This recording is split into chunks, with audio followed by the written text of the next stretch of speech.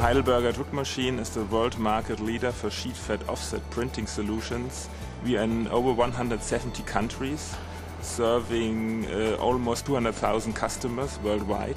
We have about 15,000 users worldwide, leveraging all our common environment for the desktop. This combines software, hardware and IT services for the users as one product we are offering to our users. It was all about standardization, getting from several operating systems to one, and from an unknown number of applications down to a known number.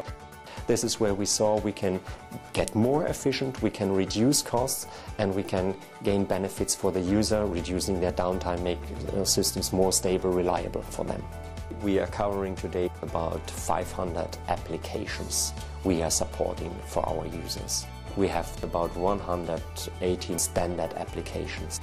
Today we have about 50% of our standardized applications globally already virtualized with application virtualization from Microsoft. We are providing a single image for all our users around the world. With Vista we got the right foundation to really deploy this much easier than before. The software virtualization is providing us a lot of advantages. We are getting faster in building packages. If you're facing issues, you face it once, you solve it once, and it's right away available. And you can easily distribute updates with a software virtualization environment from Microsoft.